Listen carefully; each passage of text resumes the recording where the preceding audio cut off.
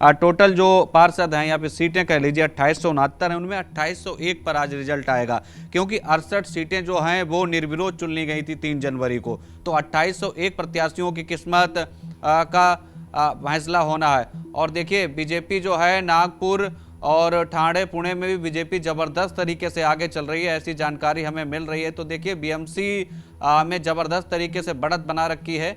तो अब देखना होगा कि किस तरीके से ये फाइनल नतीजों में तब्दील हो पाता है। लेकिन जिस तरीके से तस्वीरें अभी निकलकर सामने आ रही हैं, ये बहुत कुछ बयां कर रहे हैं कि बहुत बड़ा उलटफेर भी आज हो सकता है। लेकिन कहते हैं कि जिसकी सत्ता होती है राज्य में, ज़्यादातर अमूमन चाहे पंचायत के चुनाव हों चाहे नगर निकाय के चुनाव हों, जलवा उसी पार्टी का दिखता है। अभी हमने देखा पंजाब में देखा पंचायत समिति के चुनाव हुए, बाकी राज्यों में भी हमने नगर निकाय के चुनाव देखे। जहां जिसकी सत्ता वही अमूमन ये चुनाव जीतता है। उसके पीछे कई सारी वजह हैं, लोगों को उम्मीदें होती हैं। तो देखिए बीएमसी की बात करें, मुंबई की बात की जाए तो देखिए मुंबई में जबरदस्त तरीके की यहाँ पर सियासी टक्कर देखने को मिल रही है, क्योंकि बीजेपी अकेले 25 पर है। और तो दूसरी तरफ अगर बात की जाए तो कांग्रेस 2 और जो ठाकरे बंधुओं की पार्टी है वो 20 सीटों पर आगे चल रही है। तो जबरदस्त तरीके से इस वक्त बढ़त बना रखी है।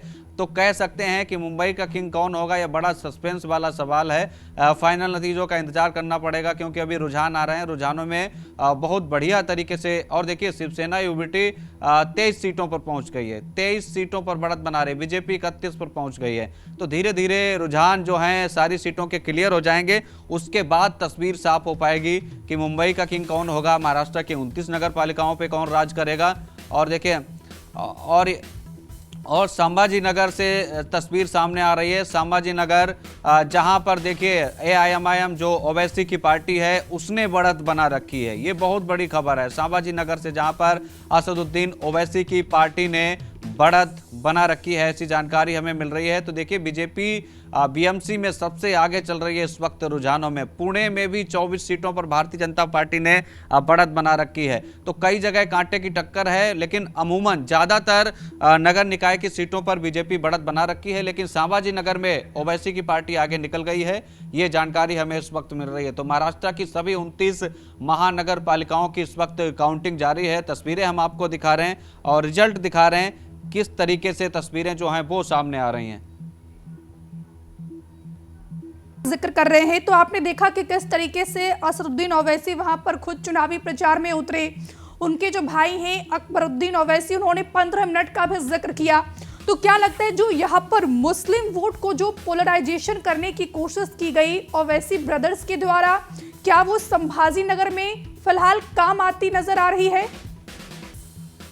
बिल्कुल, देखिए हर तरीके के हथकंडे वहां पर अपनाने की कोशिश की गई। कई सारे ऐसे बयानबाजी हुई, चाहे ओवैसी की पार्टी की तरफ से हुई हो, चाहे बीजेपी के नीतीश राणे की तरफ से की गई हो। नीतीश राणे ने तो ये तक कह दिया था कि जो जय श्री राम बोलेगा वही शहर में रहेगा, यानी बाकी पाकिस्तान अपने अब्बा के पास चले जाएं। कई तरीके की बयानबाजियां हुई, विवादित बयान हुए, आरोप प्रत्यारोप की राजनीति शुरू हुई। योगी की रैलियां होनी थी, उसको लेकर आपत्ति जता दी संजय राउत ने। तो देखिए तमाम तरीके की जो सियासत थी महाराष्ट्र निकाय चुनाव में वो हमने देखी।